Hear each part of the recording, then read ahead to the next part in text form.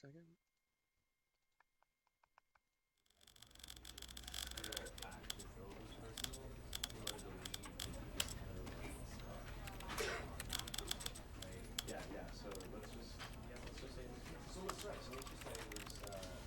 That's triggered.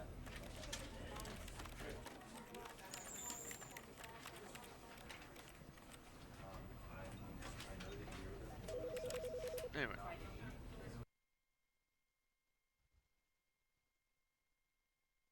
This is the story of a man named Stanley. Stanley worked for a company in a big building where he was employee number 427. Employee number 427's job was simple. He sat at his desk in room 427 and he pushed buttons on a keyboard. Orders came to him through a monitor on his desk, telling him what buttons to push, how long to push them, and in what order. This is what employee 427 did every day of every month of every year. And although others might have considered it soul-rending, Stanley relished every moment that the orders came in, as though he had been made exactly for this job. And Stanley was happy. And then one day, something very peculiar happened. Something that would forever change Stanley. Something he would never quite forget.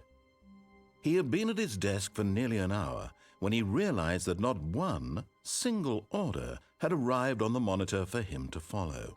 No one had showed up to give him instructions, call a meeting, or even say hi. Never in all his years at the company had this happened, this complete isolation. Something was very clearly wrong. Shocked, frozen solid, Stanley found himself unable to move for the longest time.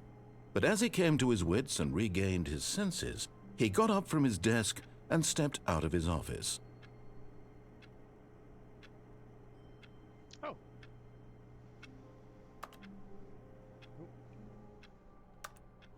Wow. Ooh.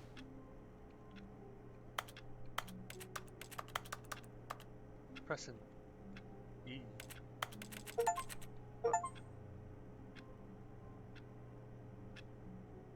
Oh, wow. Oh, you know what? Hold on.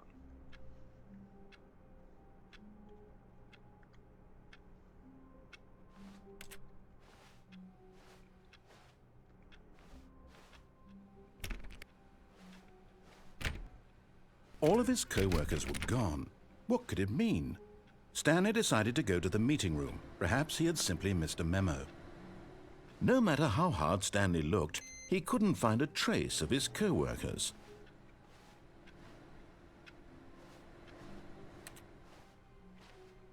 Stanley went around touching every little thing in the office, but it didn't make a single difference, nor did it advance the story in any way. Yeah, man, people can't be leaving their monitors on.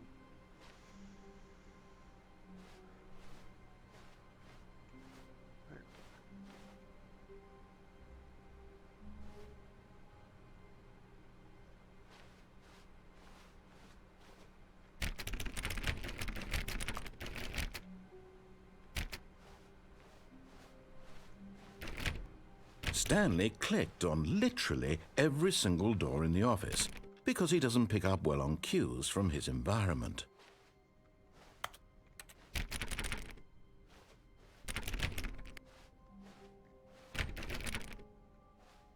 When Stanley came to a set of 2 open doors, he entered the door on his left. Yeah, why not?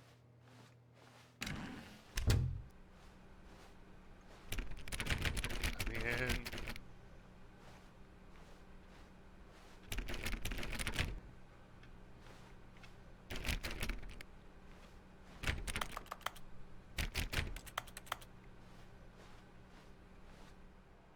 Yet there was not a single person here either.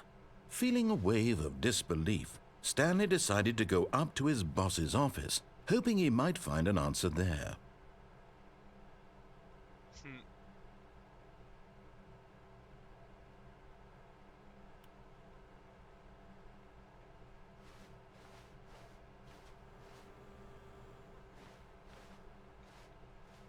Stanley does not cast a shadow.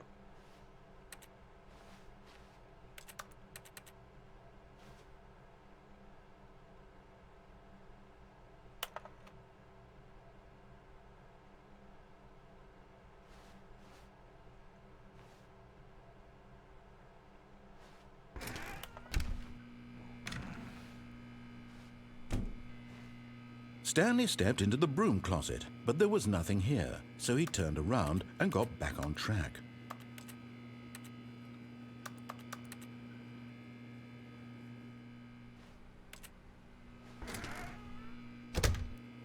There was nothing here. No choice to make, no path to follow, just an empty broom closet. No reason to still be here.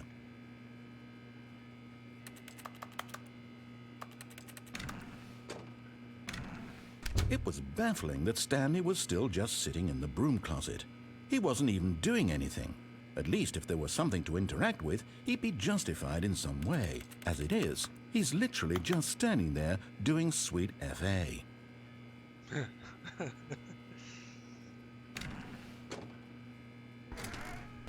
Are you really still in the broom closet? Standing around doing nothing? Why? Please offer me some explanation here. I'm genuinely confused.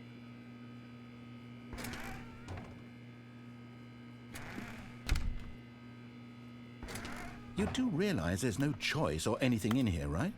If I'd said Stanley walked past the broom closet, at least you would have had a reason for exploring it to find out. But it didn't even occur to me because literally this closet is of absolutely no significance to the story whatsoever. I never would have thought to mention it.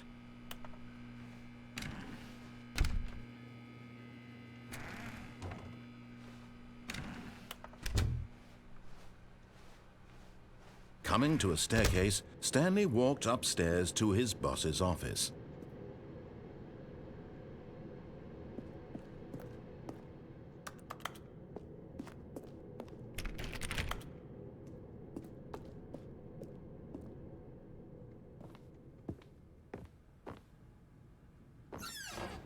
Oh.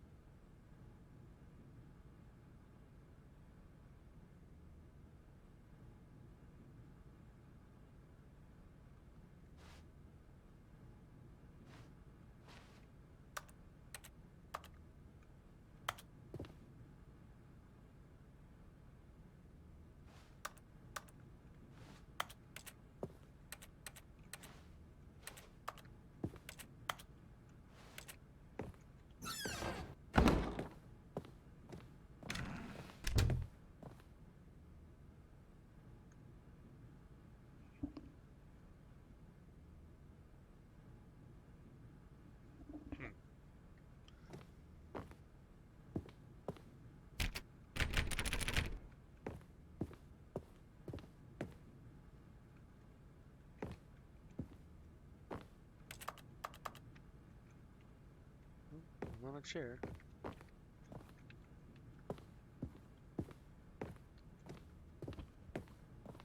Stepping into his manager's office, Stanley was once again stunned to discover not an indication of any human life. Shocked, unraveled, Stanley wondered in disbelief who orchestrated this, what dark secret was being held from him. What he could not have known was that the keypad behind the boss's desk guarded the terrible truth that his boss had been keeping from him, and so the boss had assigned it an extra secret PIN number, 2845. But of course, Stanley couldn't possibly have known this.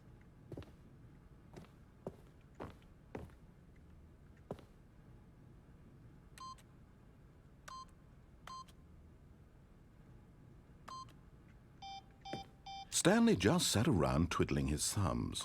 Trying to input anything on the device was useless, since he could never, yet incredibly, by simply pushing random buttons on the keypad, Stanley happened to input the correct code by sheer luck. Amazing.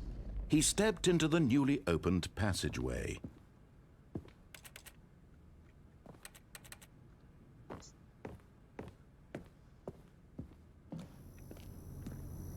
So far, so good.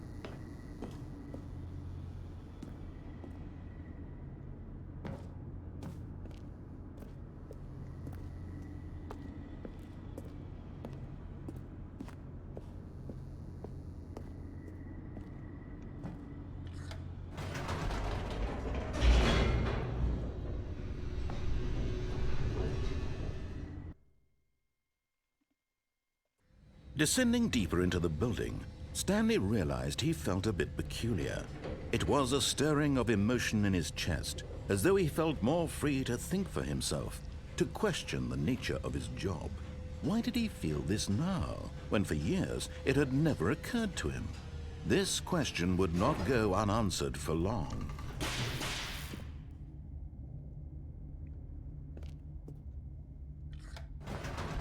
Oh shit, I didn't think that would work. Whoops. Nope. Never mind. Stanley actually got back into the elevator and went back up. Silly me. Why did Stanley do that when he knew that it would just lead back to his boss's office? Well, that's a great question. I just can't wait to find out. Oh.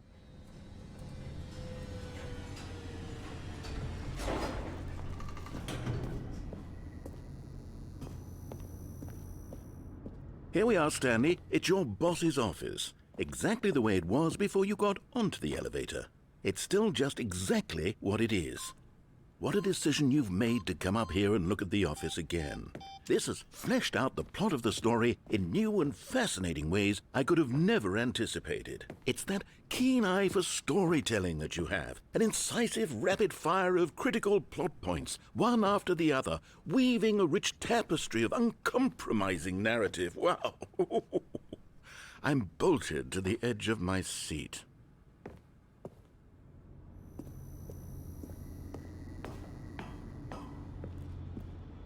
Incredible. Now he's getting back into the elevator and going down again. Ladies and gentlemen, how does he keep coming up with all of this?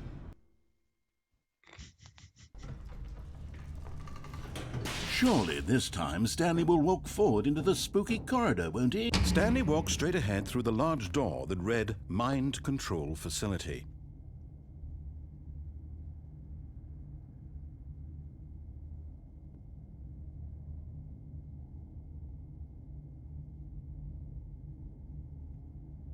Alright.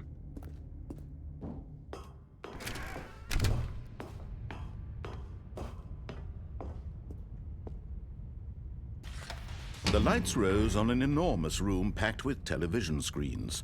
What horrible secret did this place hold? Stanley thought to himself. Did he have the strength to find out?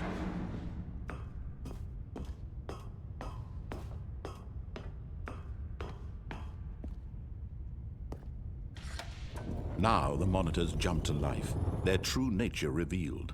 Each bore the number of an employee in the building, Stanley's co-workers. The lives of so many individuals reduced to images on a screen, and Stanley, one of them, eternally monitored in this place where freedom meant nothing.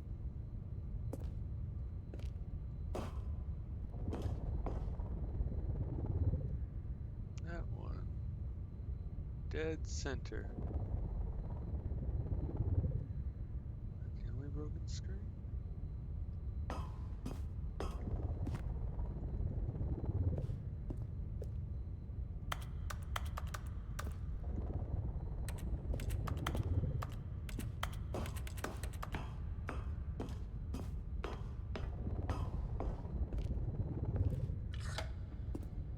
This mind control facility, it was too horrible to believe. It couldn't be true.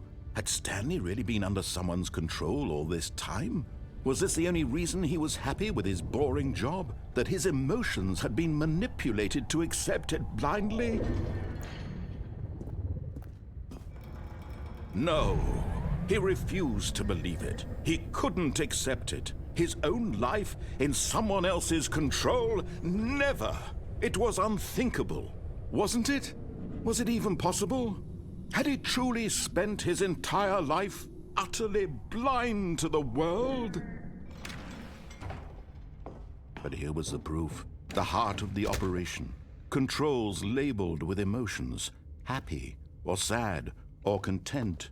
Walking, eating, working. All of it monitored and commanded from this very place. And as the cold reality of his past began to sink in, Stanley decided that this machinery would never again exert its terrible power over another human life. For he would dismantle the controls once and for all.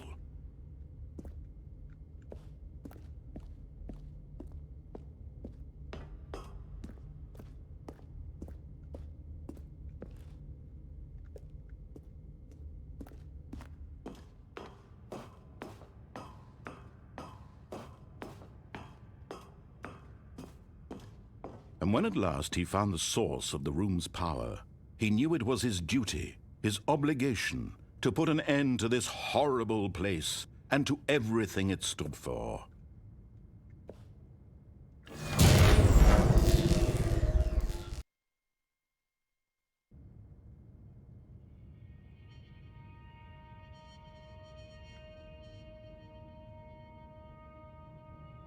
Blackness and a rising chill of uncertainty. Was it over? Yes. He had won. He had defeated the machine, unshackled himself from someone else's command. Freedom was mere moments away. And yet, even as the immense door slowly opened, Stanley reflected on how many puzzles still lay unsolved. Where had his co-workers gone? How had he been freed from the machine's grasp? What other mysteries did this strange building hold? But as sunlight streamed into the chamber, he realized none of this mattered to him, for it was not knowledge or even power that he had been seeking, but happiness. Perhaps his goal had not been to understand, but to let go. No longer would anyone tell him where to go, what to do, or how to feel. Whatever life he lives, it will be his. And that was all he needed to know. It was perhaps the only thing worth knowing. Stanley stepped through the open door.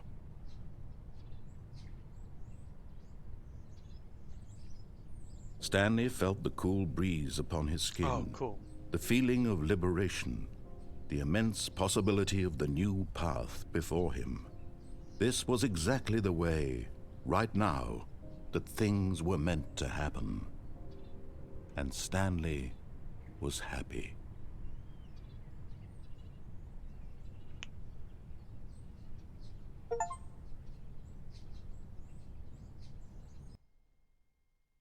Oh, all right.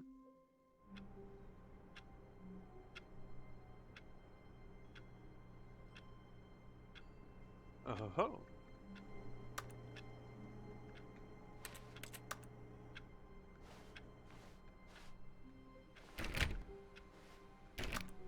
All of his co-workers were gone. What could it mean? Stanley decided to go to the meeting room. Perhaps he had simply missed a memo. No matter how hard Stanley looked, he couldn't find a trace of his co-workers. Stanley went around touching every little thing in the office, but it didn't make a single difference, nor did it advance the story in any way.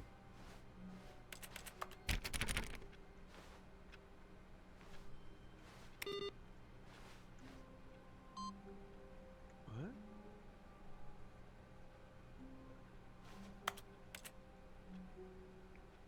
Excuse me?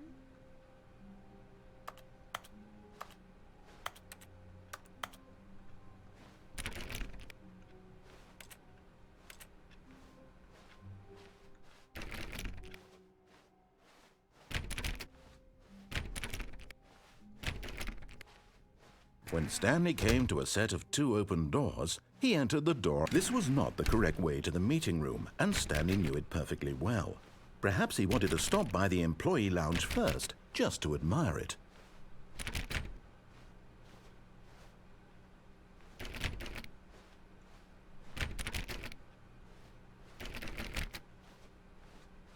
Ah, yes, truly a room worth admiring. It had really been worth the detour after all, just to spend a few moments here in this immaculate, beautifully constructed room. Stanley simply stood here, drinking it all in. But eager to get back to business, Stanley took the first open door on his left.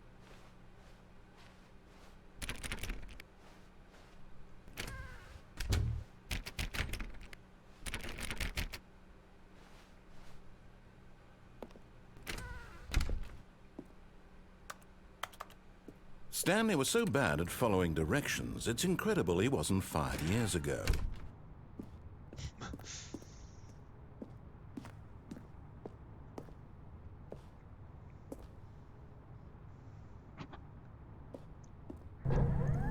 Look, Stanley, I think perhaps we've gotten off on the wrong foot here. I'm not your enemy, really, I'm not. I realize that investing your trust in someone else can be difficult, but the fact is that the story has been about nothing but you all this... What? Really? I was in the middle of something. Do you have zero consideration for others? Are you that convinced that I want something bad to happen to you? Why, I don't know how to convince you of this, but I really do want to help you, to show you something beautiful. Look, let me prove it. Let me prove that I'm on your side. Give me a chance.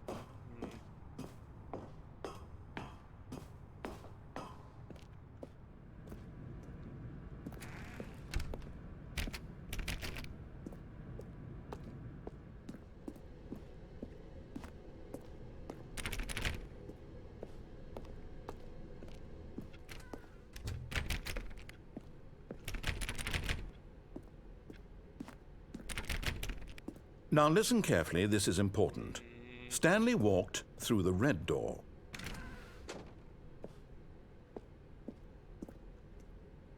Ooh.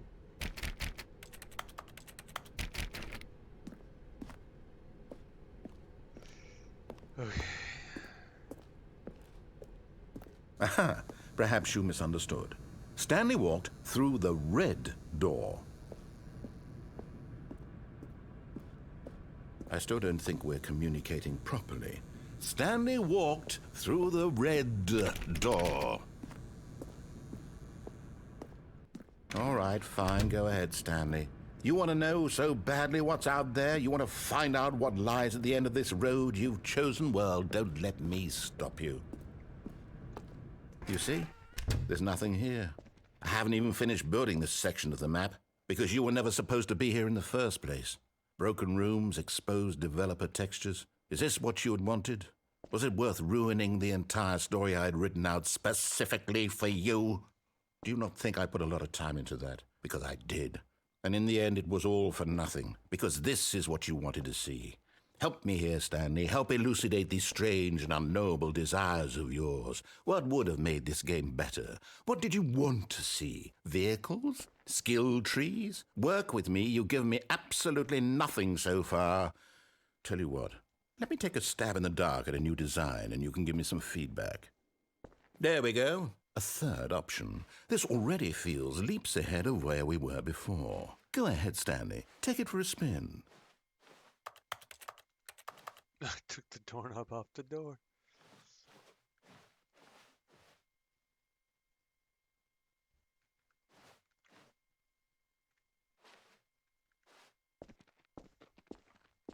Okay, I'm going to stop you there. Now, tell me about your experience with this new version. Would you say that the game benefited from allowing you more choices?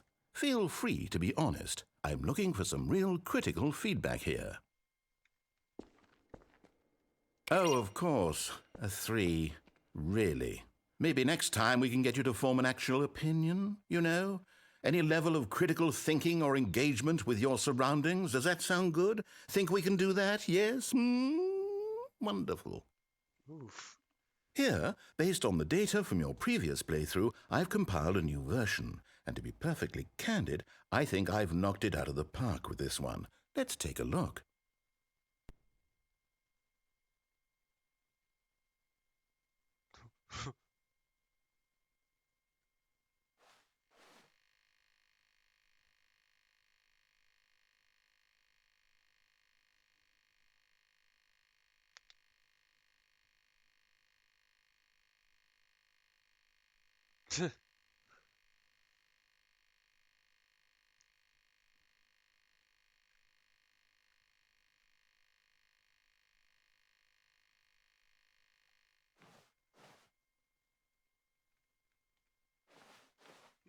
Okay. Now, would you say that competitive leaderboard helped you feel motivated to keep walking through doors? Again, honest answers, please. Hey, I nearly forgot. I've got a prototype of a new game I've been working on, and now would be a lovely opportunity to give it some playtesting. You wouldn't mind taking a look at it, would you? Perfect. Let me boot it up. In this game, the baby crawls left towards danger. You click the button to move him back to the right, and if he reaches the fire, you fail. It's a very meaningful game. all about the desperation and tedium of endlessly confronting the demands of family life.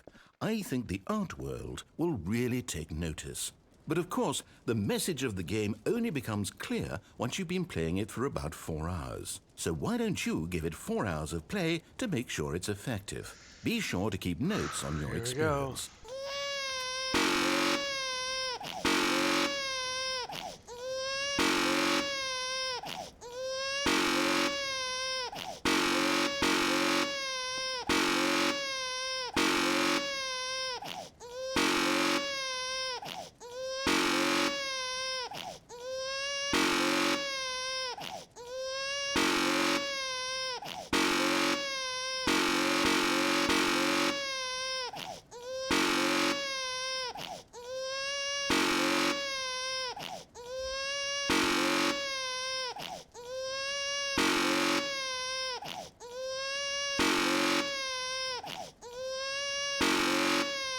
You won't think I'll play this for hours?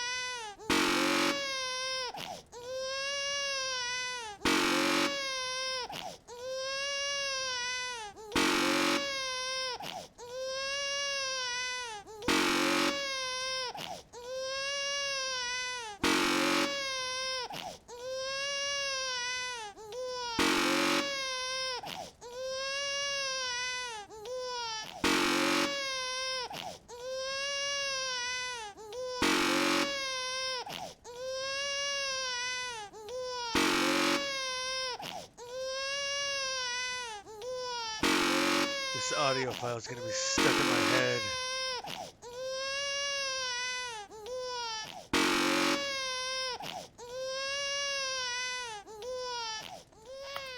You heartless bastard. Did you do it because you hate babies or purely to spite me? Because if it's the latter, well, I don't know what to do. I'm completely out of ideas. I can't think of a single thing that might improve the experience for me. I'm not even going to try. I'm out. I'm done. It's over. Thank you for playing. Your input was extremely valuable. Oh, hey, since my game was so awful, why don't we play someone else's game, just to ease the pain? Let's see. What do we have here? Yes, this seems like it'll work. Let's give it a shot.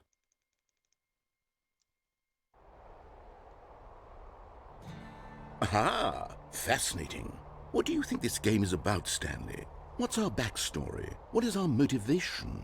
Well, it seems obvious to me that you are meant to play as a creepy man spying on innocent civilians below you from up high in your creep tower, perhaps for some sort of twisted erotic purpose. Yes, that must be it. What a fascinating venture into the experience of total mental depravity. So far, I love everything about this game, Stanley. And it seems there's even more. Come, let's venture outward and see what else is out there.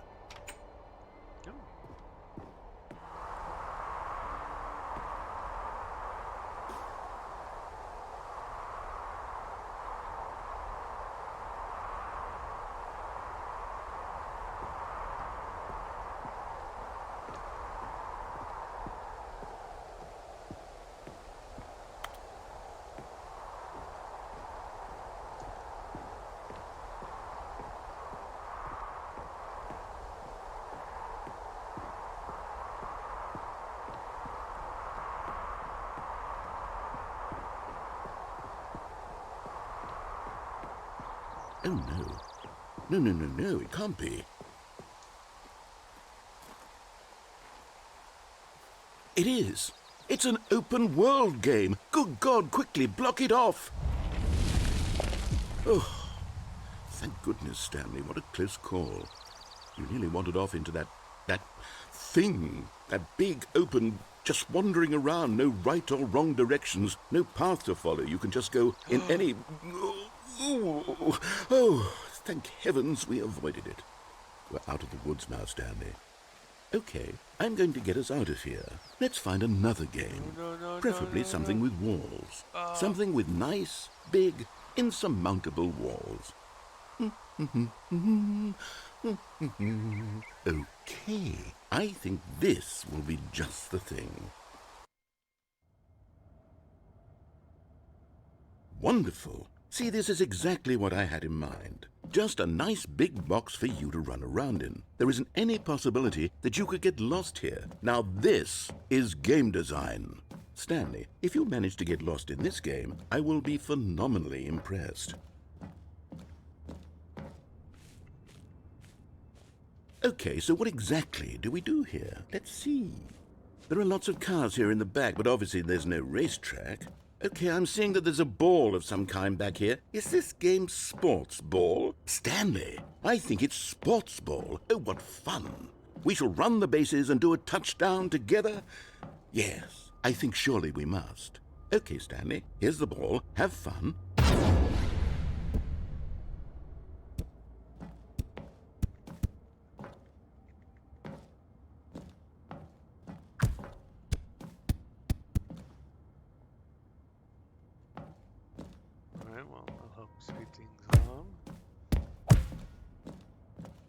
Are you doing it?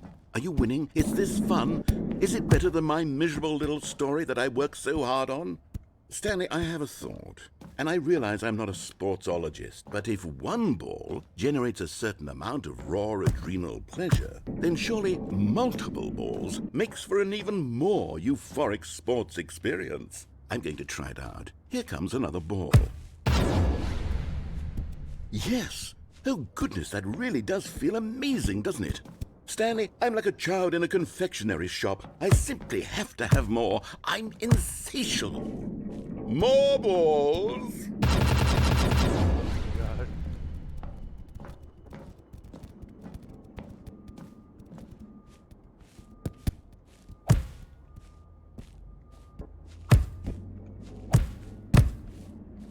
Are you enjoying this, Stanley? Kind of. Are you having fun?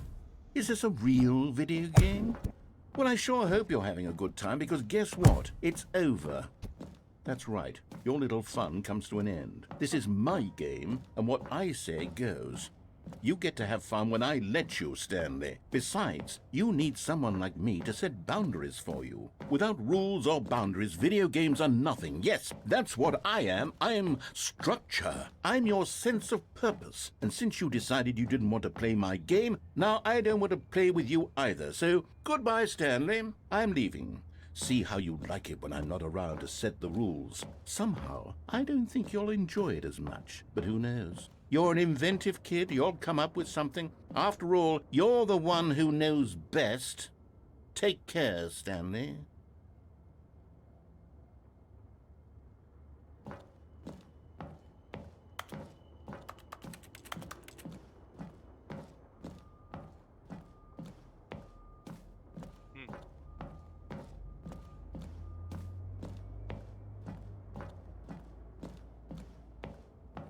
Hold on. What are you doing?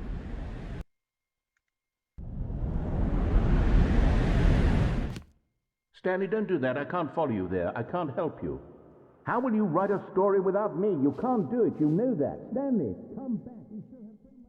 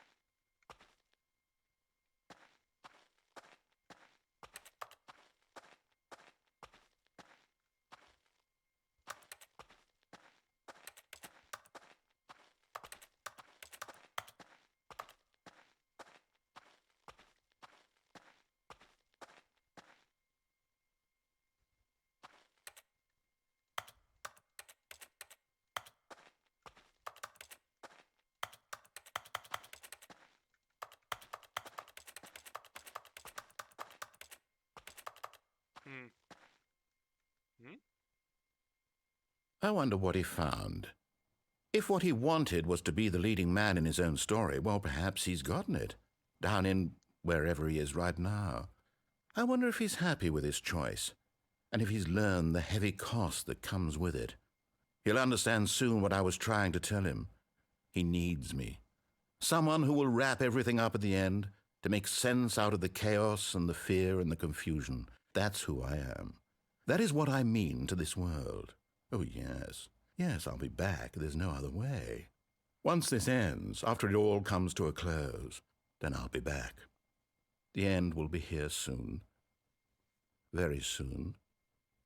I can wait.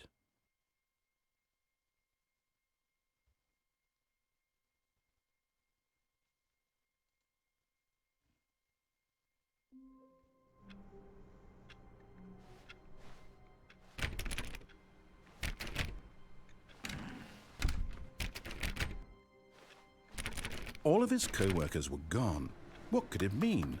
Stanley decided to go to the meeting room. Perhaps he had simply missed a memo.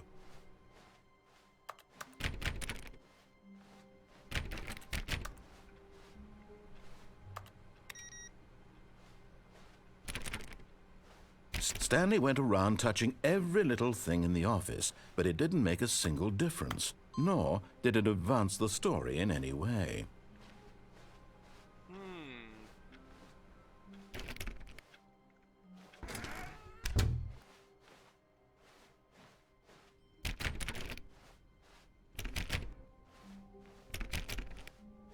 When Stanley came to a set of 2 open doors, he entered the door on his left.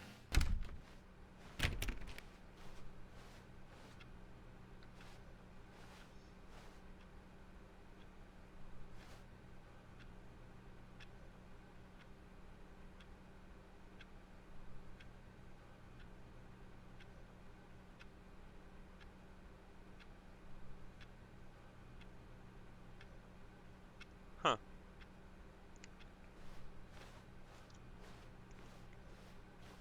Yet there was not a single person here either. Feeling a wave of disbelief, Stanley decided to go up to his boss's office. Hoping coming to a staircase, Stanley walked upstairs to his boss's office.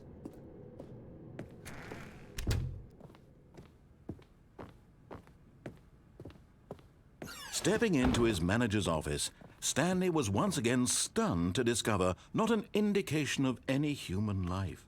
What could it mean? Stanley wondered aloud to nobody. He began wildly tearing through papers on the boss's desk, pulling books off the shelf, looking behind paintings, desperate for clues to his situation. But his attention was caught by a keypad behind the boss's desk. What could its purpose be?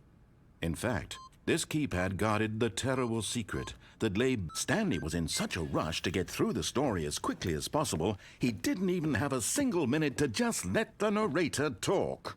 That kind of anxiety isn't healthy, so he relaxed for a few moments with some calming New Age music.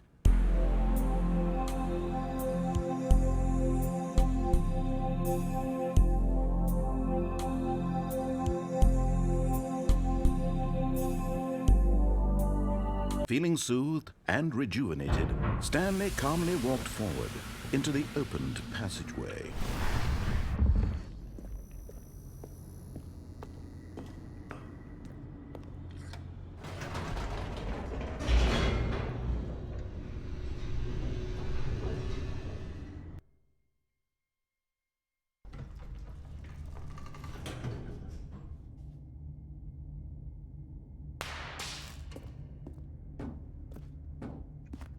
Stanley walked straight ahead through the large door that read Mind Control Facility.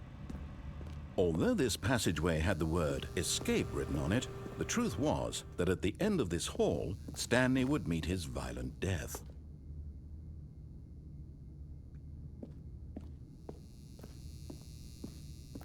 The door behind him was not shut. Stanley still had every opportunity to turn around and get back on track. At this point, Stanley was making a conscious, concerted effort to walk forward and willingly confront his death. Ooh.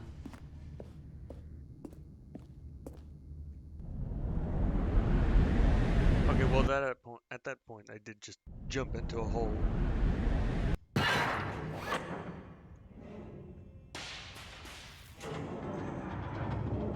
As the machine whirred into motion and Stanley was inched closer and closer to his demise, he reflected that his life had been of no consequence whatsoever.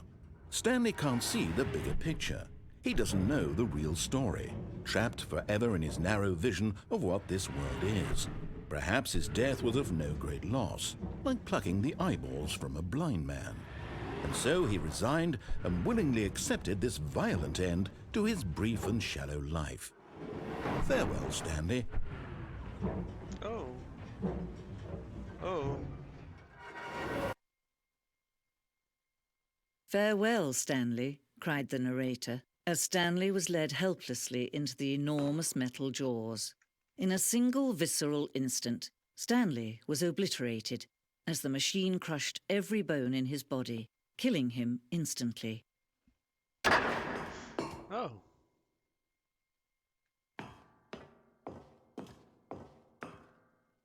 And yet it would be just a few minutes before Stanley would restart the game, back in his office, as alive as ever. What exactly did the narrator think he was going to accomplish?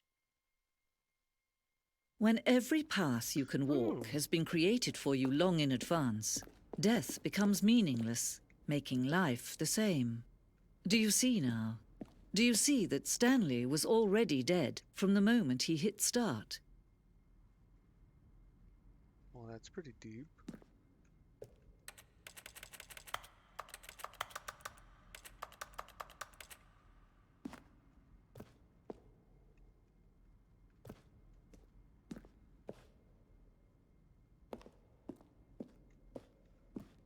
And that's where it branches off.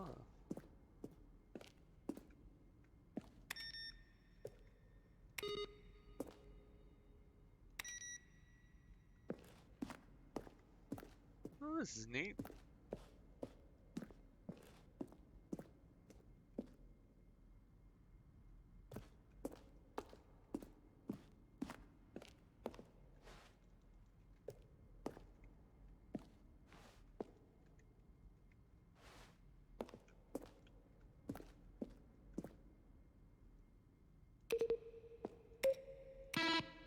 Ooh, I don't like that one. I like that one. That one's simple. That one's a good one. I like that one. This one I hate. Yeah. Ooh. Different tones. Hold on.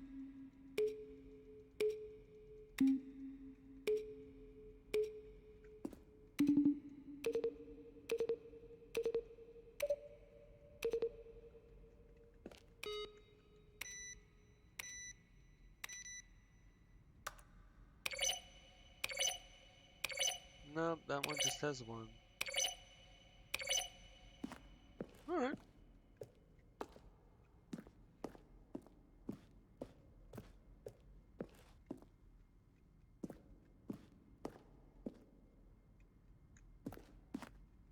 Oh, the printer.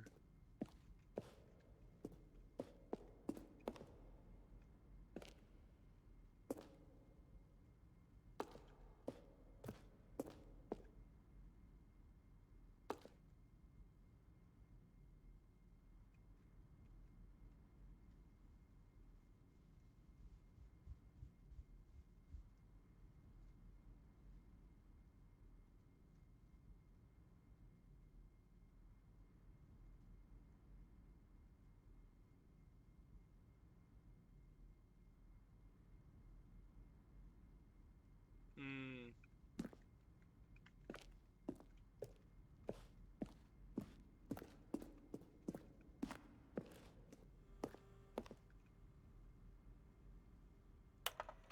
No, wait! Ah! Go back!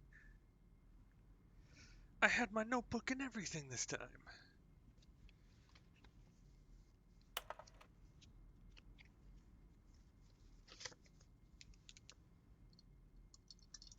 Oh, I'm gonna find it.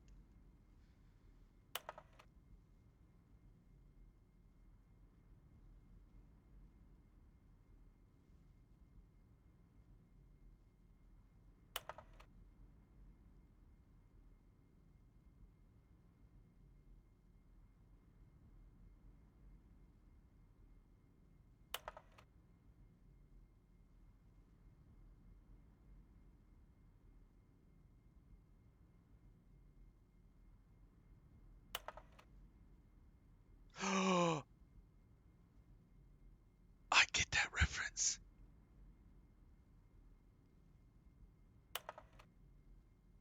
Oh my god.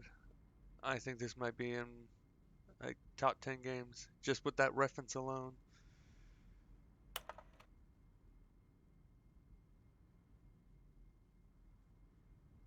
I'm waiting for that number.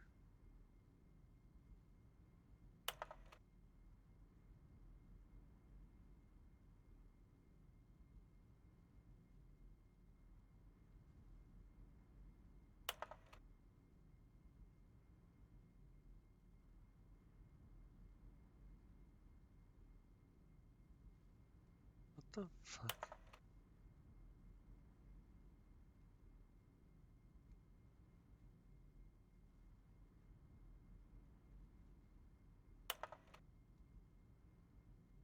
Ooh, will it?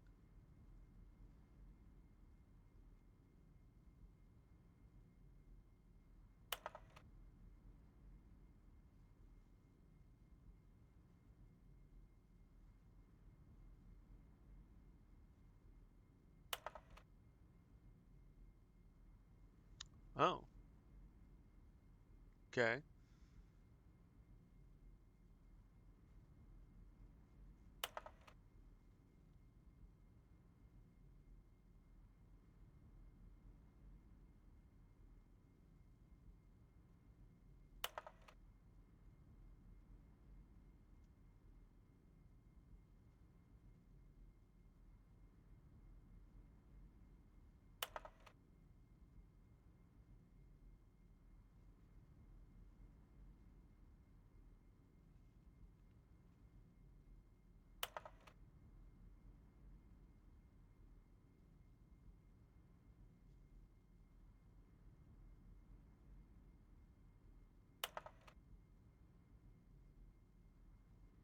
I will wait for that number.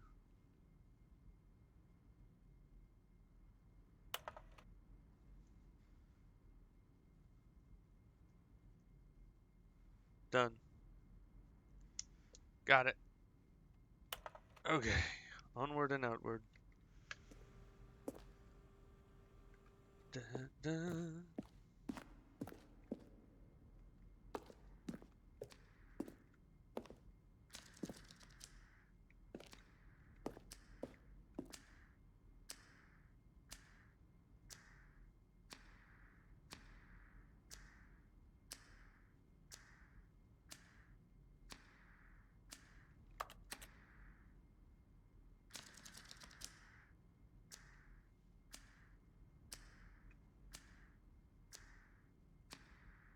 Hmm. That's interesting.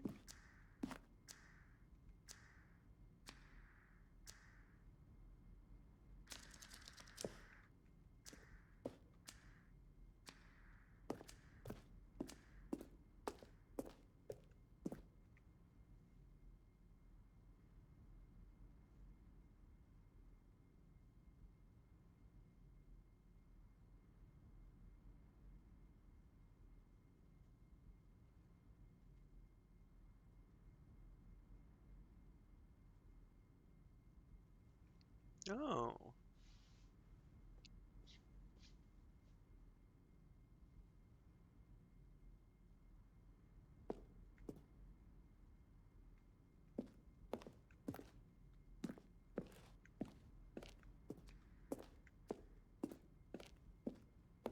Dude, what the fuck? Does this place end?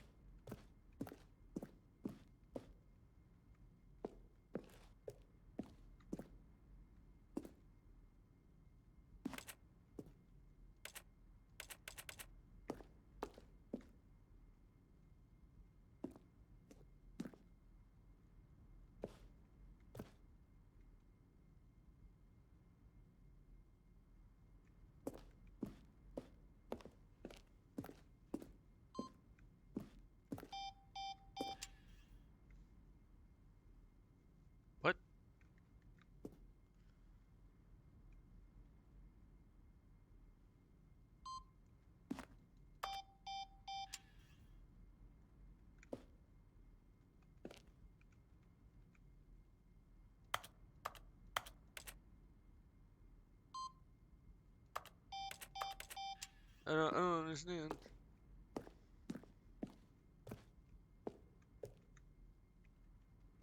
I don't want to go.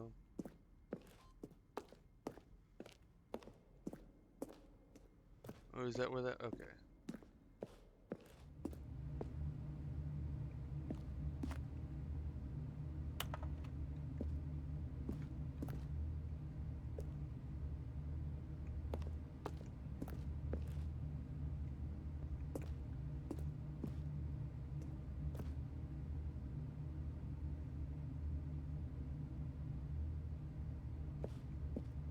Hmm.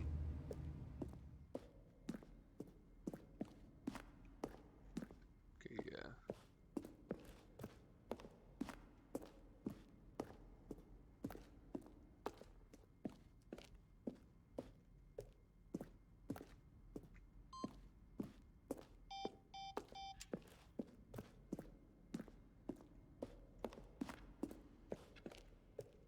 Wait, what the fuck?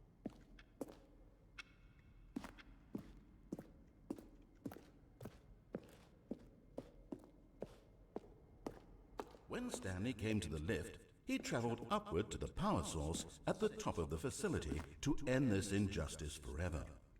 Stanley walked over the bridge. Stanley pushed the orange lever.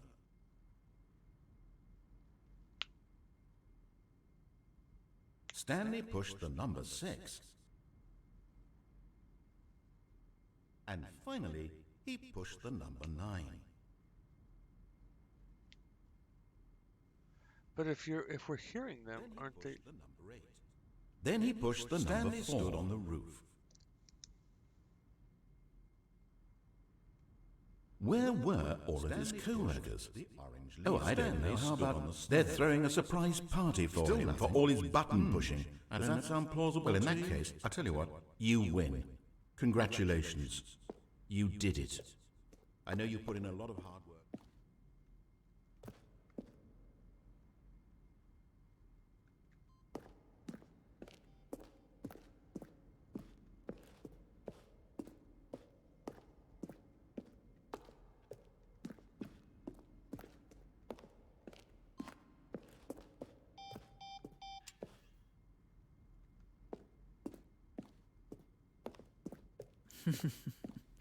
Oh, look at these two. How they wish to destroy one another. How they wish to control one another. How they both wish to be free.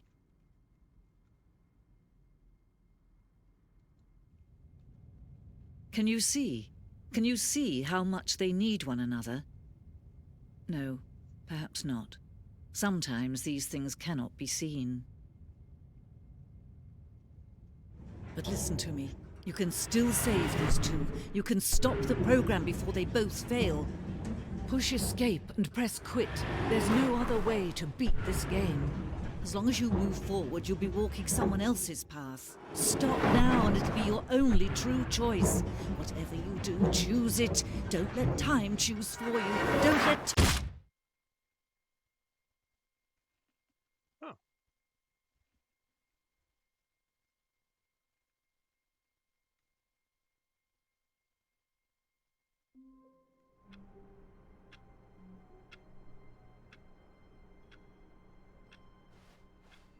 All of his co-workers were gone.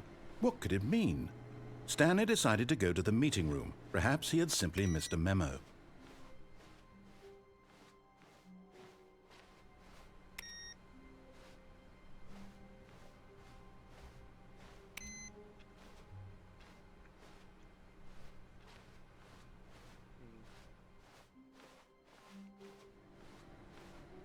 No matter how hard Stanley looked, he couldn't find a trace of his co-workers.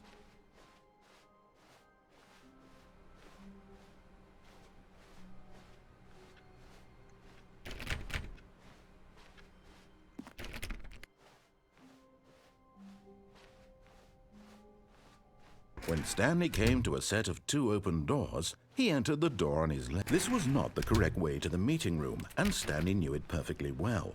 Perhaps he wanted to stop by the employee lounge first, just to admire it.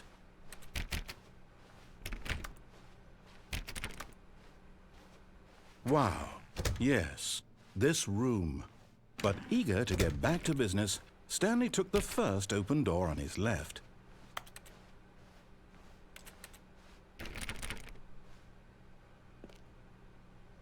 Stanley was so bad at following directions, it's incredible he wasn't fired years ago. I need this key card.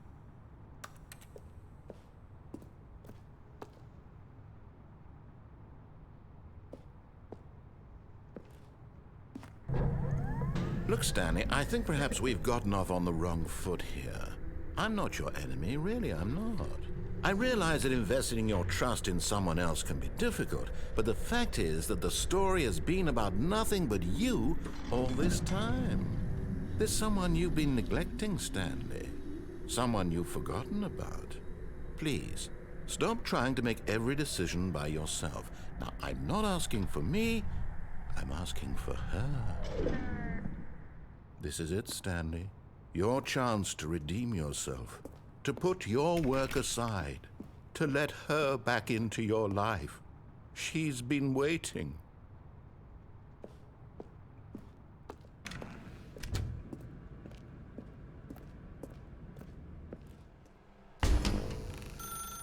That's her, Stanley.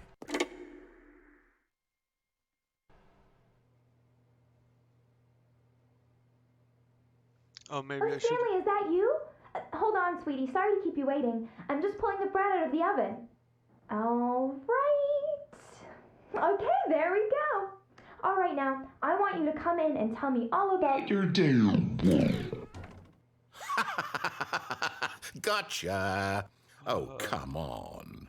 Did you actually think you had a loving wife who'd want to commit their life to you? I'm trying to make a point here, Stanley. I'm trying to get you to see something. Come inside. Let me show you what's really going on here. This is a very sad story about the death of a man named Stanley. Whoa, what?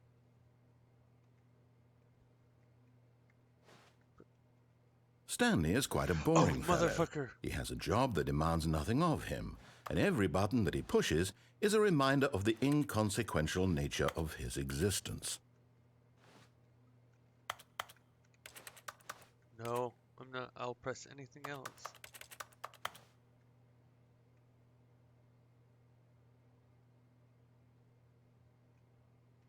Look at him there, pushing buttons, doing exactly what he's told to do. Now he's pushing a button.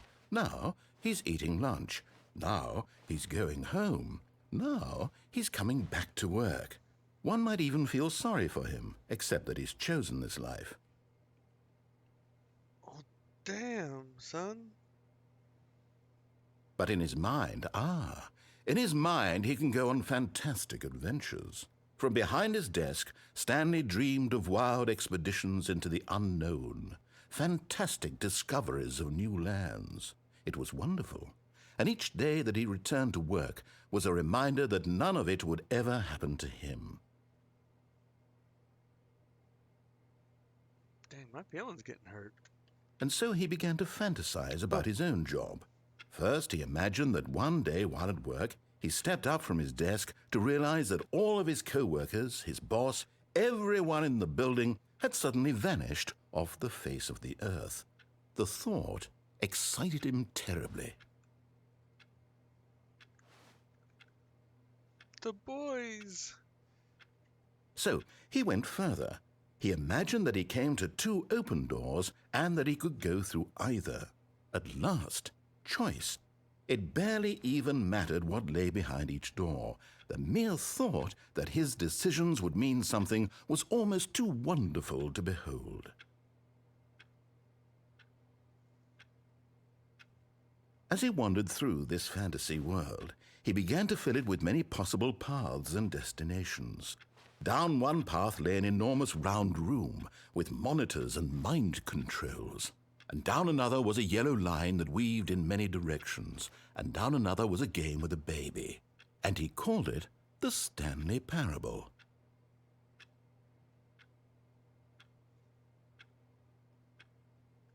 It was such a wonderful fantasy, and so in his head he relived it again And then again, and again, over and over, wishing beyond hope that it would never end, that he might always feel this free.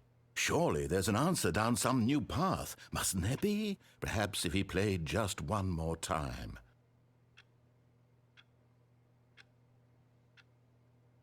But there is no answer. How could there possibly be?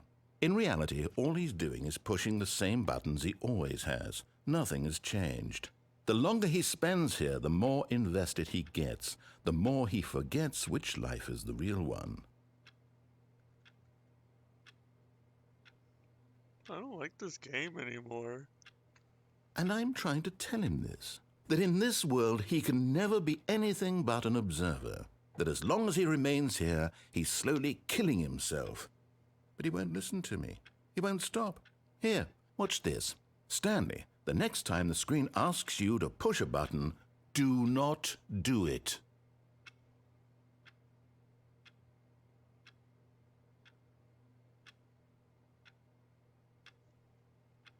I don't know what I'm doing anymore. I don't know what game I'm playing anymore.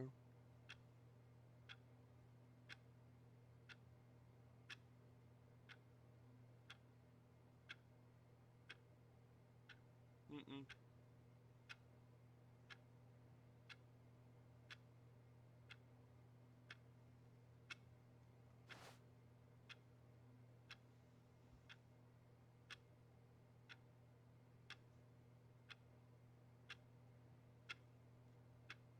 You see?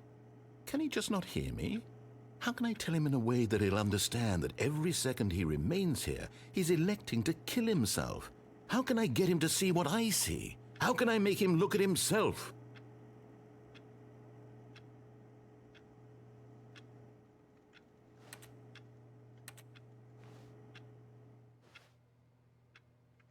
I suppose I can't, not in the way I want him to.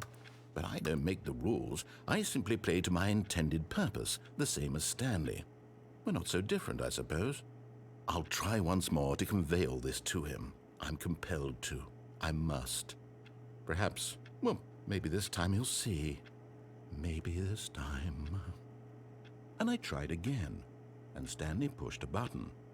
And I tried again, and Stanley pushed a button. And I tried.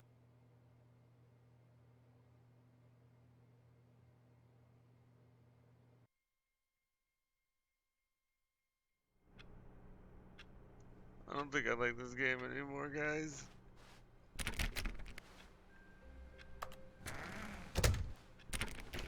I can't wait to tell this story to my co-workers, Stanley thought. How amusing they'll find it. Oh, won't we all just laugh and laugh at the time I thought everyone had gone missing.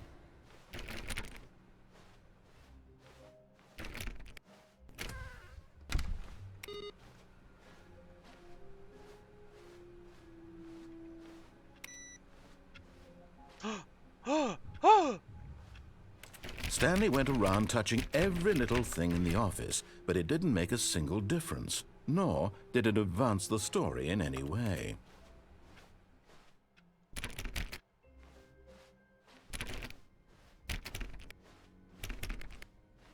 When Stanley came to a set of 2 open doors, he entered the door on his left.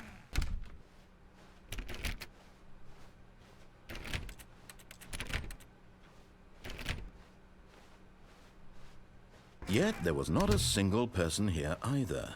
Feeling a wave of disbelief, Stanley decided to go up to his boss's office. Hoping he might come to a staircase, Stanley walked upstairs to his boss's office.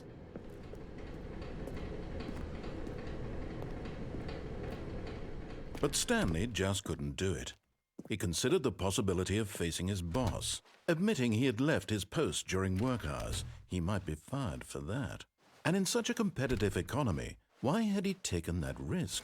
All because he believed everyone had vanished? His boss would think he was crazy. And then something occurred to Stanley. Maybe, he thought to himself, maybe I am crazy. All of my co-workers blinking mysteriously out of existence in a single moment for no reason at all? None of it made any logical sense. And as Stanley pondered this, he began to make other strange observations. For example, why couldn't he see his feet when he looked down? Why did doors close automatically behind him wherever he went? And for that matter, these rooms were starting to look pretty familiar. Were they simply repeating? No, Stanley said to himself, this is all too strange. This can't be real. And at last, he came to the conclusion that had been on the tip of his tongue. He just hadn't found the words for it. I'm dreaming, he yelled. I am going This in a is circle. all a dream. Oh, what a relief Stanley felt to have finally found an answer, an explanation. His co-workers weren't actually gone. He wasn't going to lose his job. He wasn't crazy after all. And he thought to himself, I suppose I'll wake up soon. I'll have to go back to my boring real-life job pushing buttons. I may as well enjoy this while I'm still lucid. So he imagined himself flying and began to gently float above the ground. Then he imagined himself soaring through space on a magical starfield, and it too appeared. It was so much fun, and Stanley marveled that he had still not woken up. How was he remaining so lucid? And then perhaps the strangest question of them all entered Stanley's head. One he was amazed he hadn't asked himself sooner. Why is there a voice in my head dictating everything that I'm doing and thinking? Now the voice was describing itself being considered by Stanley, who found it particularly strange. I'm dreaming about a voice describing me, thinking about how it's describing my thoughts, he thought.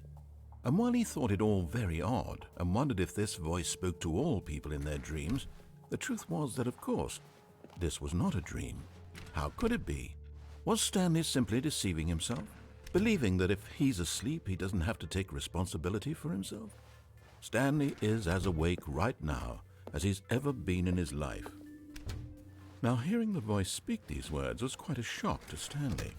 After all, he knew for certain, beyond a doubt, that this was in fact a dream. Did the voice not see him float and make the magical stars just a moment ago? How else would the voice explain all that? This voice was a part of himself too. Surely, if he could just... He would prove it.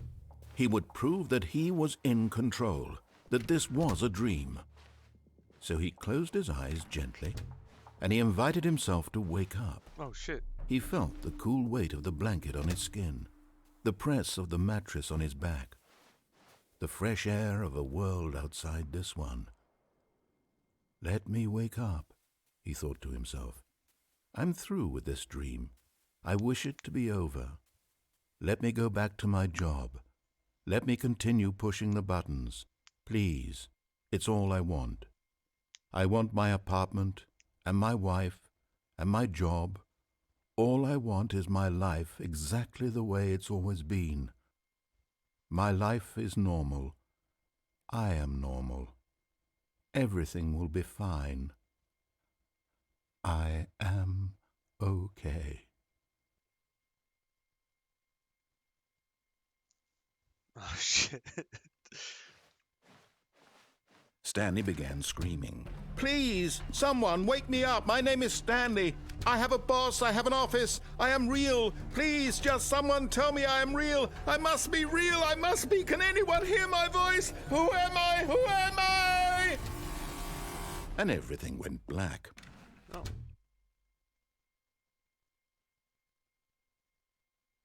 This is the story of a woman named Mariella. Mariella woke up on a day like any other. She arose, got dressed, gathered her belongings, and walked to her place of work. But on this particular day, her walk was interrupted by the body of a man who had stumbled through town talking and screaming to himself, and then collapsed dead on the sidewalk. And although she would soon turn to go call for an ambulance, for just a few brief moments she considered the strange man. He was obviously crazy. This much she knew. Everyone knows what crazy people look like. And in that moment, she thought to herself how lucky she was to be normal. I am sane. I am in control of my mind. I know what is real and what isn't. It was comforting to think this, and in a certain way, seeing this man made her feel better. But then she remembered the meeting she had scheduled for that day, the very important people whose impressions of her would affect her career, and by extension, the rest of her life. She had no time for this. So it was only a moment that she stood there, staring down at the body. And then she turned and ran.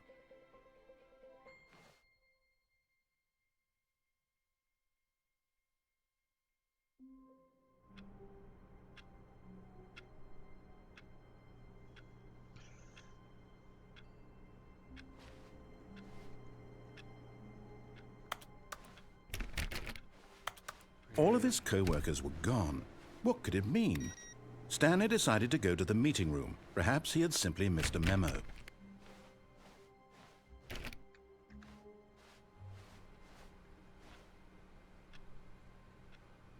Got you now, you son of a bitch.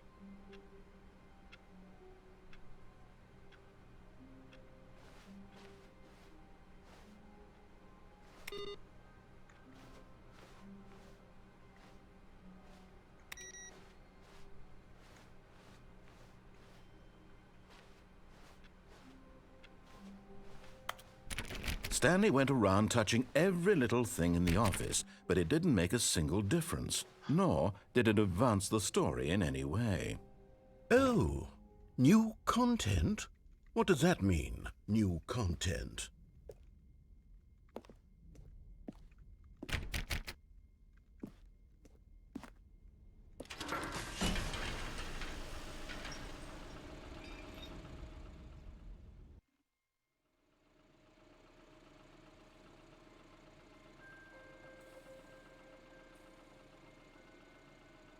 Hello, and thank you for playing the Stanley Parable Ultra Deluxe. As you may know, the Stanley Parable was a video game released in 2013 on home computers. After receiving critical and commercial success, it was expanded upon in 2022 with the Stanley Parable Ultra Deluxe, a reimagining of the game for consoles and home computers. The Stanley Parable Ultra Deluxe features exciting new content that broadens and expands the world of the Stanley Parable, delighting audiences the world over. Please, step inside and see what thrilling new adventures await in the Stanley Parable Ultra Deluxe. Oh, well, this sounds delightful. I'm very excited to see the thrilling new Ultra Deluxe content. Okay, so far it's an elevator. Nothing special yet, but I'm sure it's just the beginning of a mesmerizing adventure.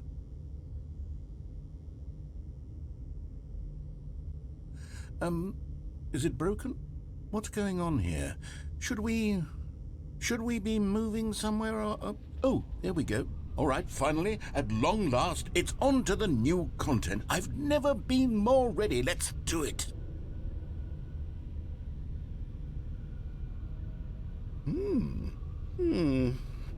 I have to say, initial impressions of Stanley Parable Ultra Deluxe, mostly tedious. It's as if, Oh, okay. Let's see the content. Give me the content, Stanley. Oh, whoops.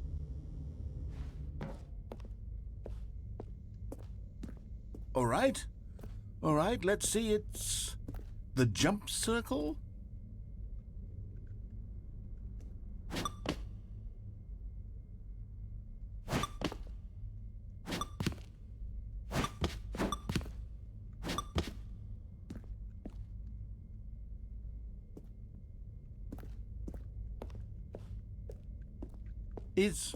Is that it?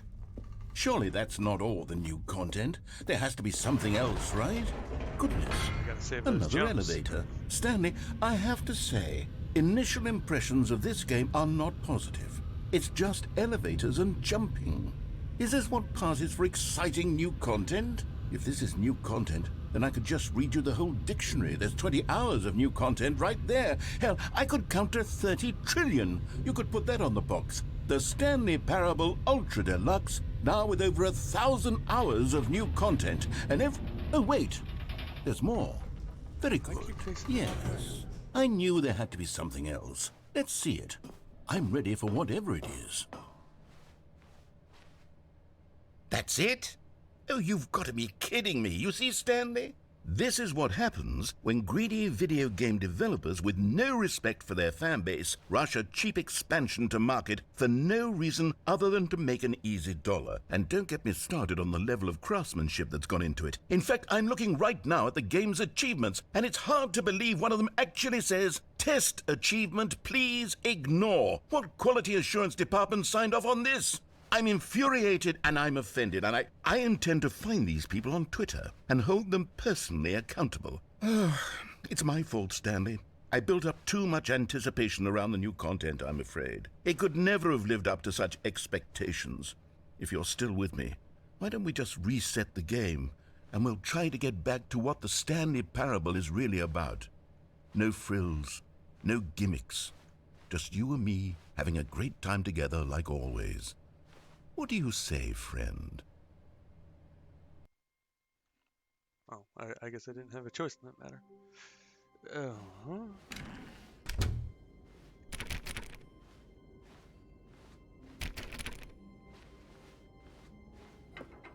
Psst! Stanley! Come over here! In the vent! I want to show you something!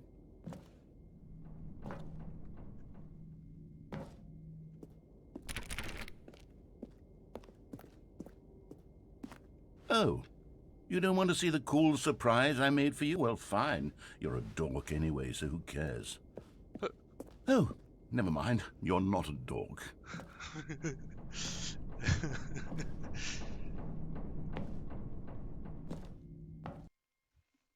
What a goof. Okay, you remember how cheap and unsatisfying the new Ultra Deluxe content turned out to be? Well, it got me thinking about the past, and how much better the Stanley Parable used to be. So I made something special and tucked it away here where the game's developers won't find it. Just our little secret. Take a look. I call it the Memory Zone. It's where I've been storing all my favorite memories so I can relive the peak experiences of my life whenever I want. Experiences like the launch of the Stanley Parable on PC. You see, Stanley, doesn't the Memory Zone remind you of how wonderful Stanley Parable was before it was sullied with a cheap re-release?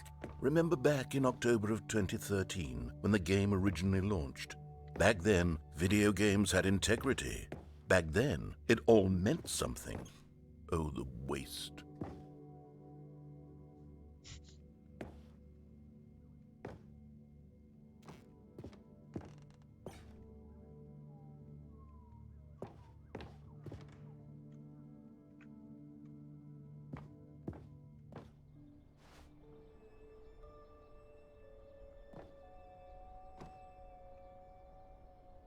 I love that.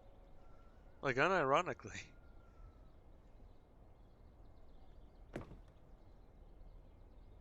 I just put $1 in here.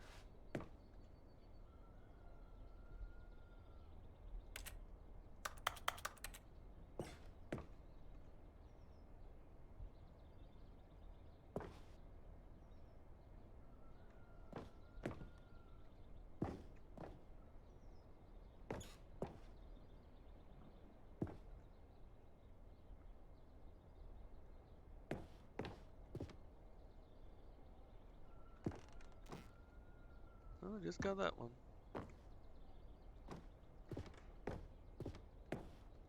This is neat.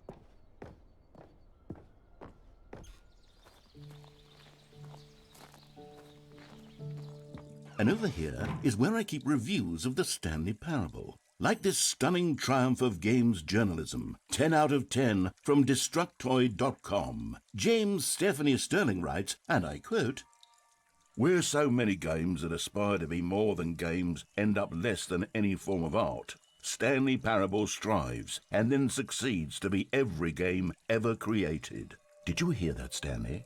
Every game ever created. That's how grand and all-encompassing the original Stanley Parable was. It was literally every game ever created. It was Skyrim, it was Persona 3, it was all of them, and now it's nothing. It's no games at all. It isn't even the Stanley Parable anymore. It's just a husk now. A lifeless husk with an hour of new elevator content. Hey, don't knock the elevator content.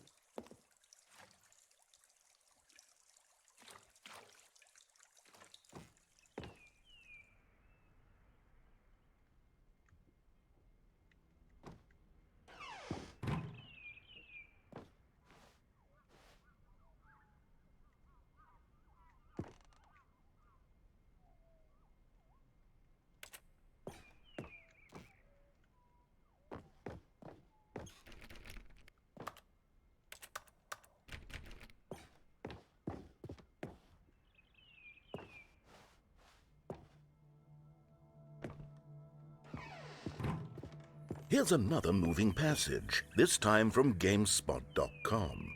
The Stanley Parable is both a richly stimulating commentary on the nature of choice in games and one that offers some of the most enjoyable, surprising, and rewarding choices I've ever been confronted with in a game. 9 out of 10. Don't you get it, Stanley? The game was perfect.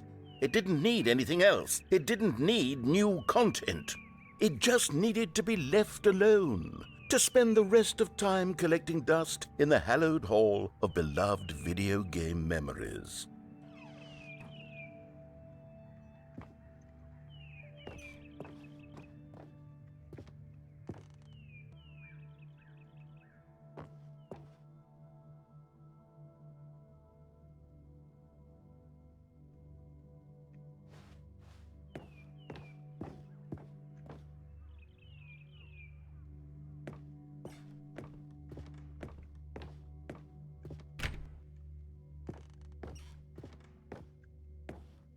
Didn't I come through her? These were simpler times, Stanley. But I wouldn't give to go back, to have it all over again. Wait, hang on. I don't recall this part of the memory zone before. What's this? What's down here? Oh, no. Oh, God, no. Stanley, it's a collection of reviews from Steam, the online video game distributor. I haven't looked at these in years. I can't even imagine what's been collecting down here. Surely these reviews were glowing as well, weren't they?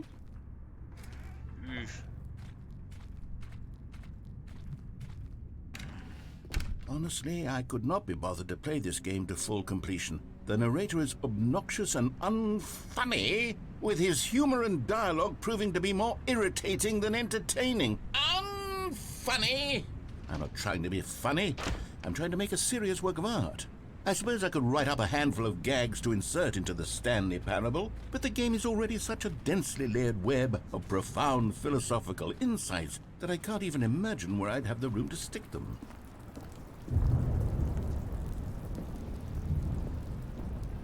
Okay, let's see what this one says.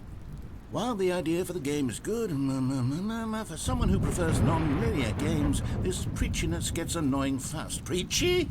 Stanley? I'm not preachy, am I?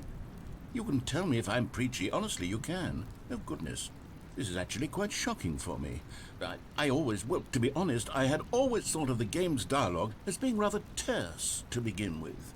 You can't know how much fluff I cut from the game to get it to feel as light and airy as it... Well, I always thought it did, but maybe it wasn't. Oh dear. What an awful memory to have to hold on to. These black marks on my otherwise unimpeachable track record.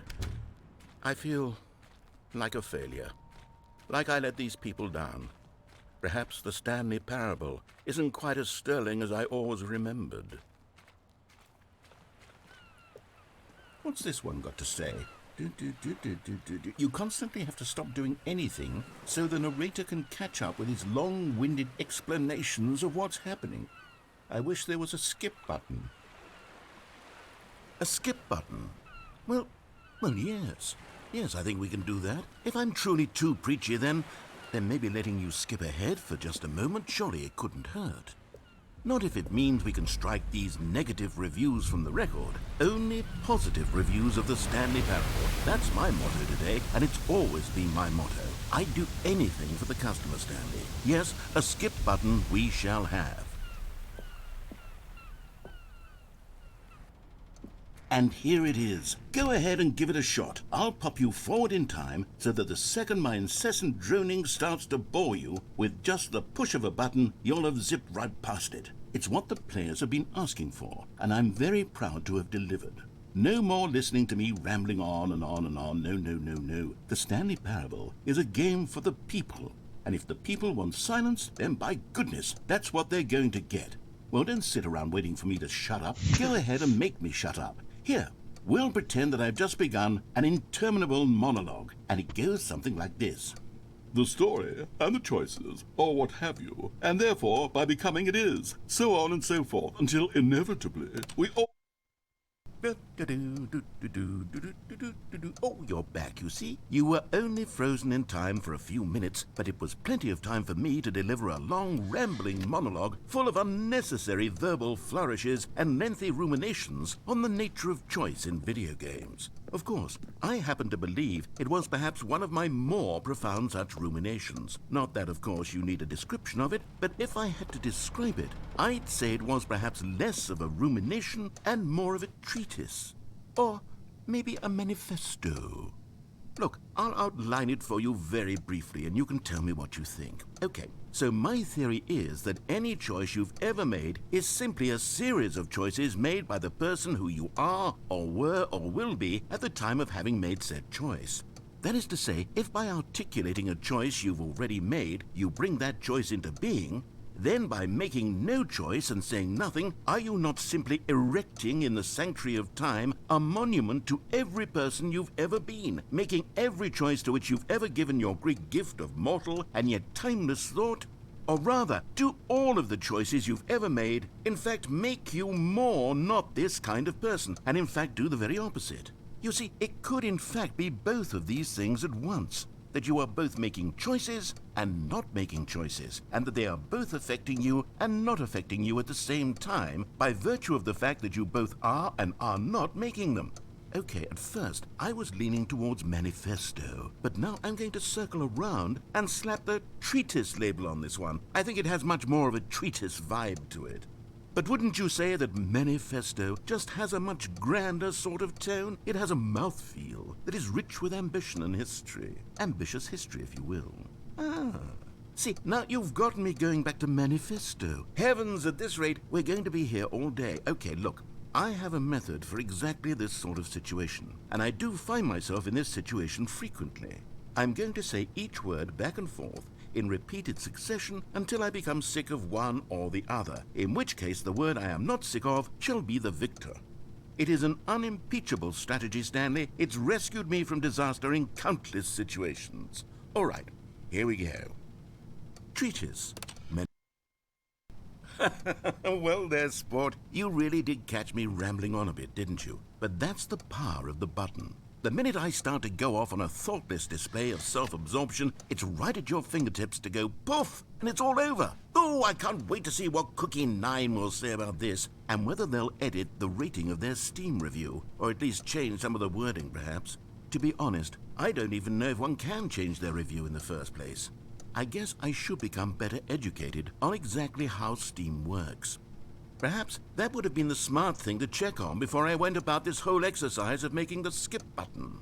Although I have to imagine that after seeing this exciting new technology at work, surely whoever it is runs Steam will instantly run out and implement a new feature to make it possible to edit one's review, merely because of this very situation. Yes, I think that's quite likely. Or perhaps they'll simply grant this particular user the ability to change their review, so that the feature is not widely abused. Look, I would even be okay with Steam altering this particular review so that it reads as something more beneficial, something along the lines of, "This game is the best game." Let me start over. How about this? From the ashes of depravity rises the phoenix of quality. Okay, welcome back, Stanley. Now, I should say that the amount of time the button has been skipping through is becoming longer and longer. That last one was, well, I want to say maybe 30, 45 minutes? It's not unendurable by any means, but it's, well, there's really only so much I can ramble on to myself about. I know, it's shocking, isn't it? But at any rate, I do suggest that we not press the button again. I think the skip button has been aptly demonstrated, and we can say goodbye to it and just... Wait, how do we get out of here? Where did the door go? Wasn't there a door that led into this room? I do feel quite certain that there was one here before. How else would we have gotten into the room in the first place? I don't think one can enter a room without a door of some sort, or a window or something like that. Do you see a window anywhere? A porthole? A sufficiently large crack in the wall? I'll take any of these. All I want is for us to move on and to please step away from the skip button, to go anywhere other than the skip button. There was a door here before, wasn't there? I swear there was. Where did it go? Can you maybe just ram your way through a wall? Is there any possibility that you could, say, slam your body into the wall until enough damage is done for you to be able to leave? Please, I'll take any option at all. I'm asking you to work with me here. We need... Stanley, please don't push the button again. It's been 12 hours. You've just been frozen there. I don't know why the skips are getting longer, but they're really, truly getting longer, and my God, there's no way out of the room. Stanley, the door is gone. It's completely gone. I've looked at it from every angle. I've checked every one of those walls 1,000 times, and there's no door, Stanley. There's no door. There's just you and the button, and if you keep pressing it, I have no idea what will happen. I have no idea how long I'll be made to sit here, and more than anything else, I don't know how to stop you from pressing the button again. I can't control anything in this room, Stanley. I can't touch it, and I have to believe, I have to know that sooner or later, no matter how much I plead with you, you're going to press the button again. Why would you? Oh, Stanley, you're back. You're back. Oh, my goodness. I have someone to talk to again. Stanley, I think it's been a week. Or 2 weeks. I've been sitting here all that time. Just sitting here. Not a single person to speak with. And you'd think that that's just how it's always been, right? Me talking and you saying nothing. Would you think that it's exactly the same as always? Doesn't that feel like what we've already been doing? Me just talking? But it isn't, Stanley. It isn't the same at all. It isn't even close. Because I know you can't hear me once you push that button. That's what I'm realizing now, Stanley. I'm realizing that I needed to know that someone was listening. I needed there to be a vessel through which my words were moving. It was the vessel I needed, Stanley. Not the outcomes, not the story. None of that matters anymore. I'll give it all up. I'll give up every branching path. I'll burn my story to the ground. One single thing I need, and God, I can see now that I need it more than anything, is to know that someone else is taking it in. These words that I'm saying, I need to know you can hear me. Because maybe, Stanley, maybe, if you can hear me, then maybe it means I'm real. I have family members like that. Oh, hello, it's you. You're here again. Welcome. I have had time to think about you and about us and about everything we've been through. I've had so much time, I stopped keeping track after a year. Have you ever sat down in one place and not moved for one entire year? Let me describe it for you. To begin with, there is only regret. There is only the turning wheel of missed opportunities. I felt nothing at all but regret for the longest time, Stanley. Days, months. I lost it all in a blur of the deepest longing to undo the past. And when that feeling had begun to subside, what took its place is what I can only describe as the collapse of every moment I have ever experienced my entire life. All of them collapsed down into a single instant. In that instant, I could see myself clearly, calmly, with a collected heart. It was an impossibly rich wellspring of both delight and disgust simultaneously. I was consumed by it. I could do nothing but wallow in it for what felt like an eternity, for what I now know was far less. You see, it...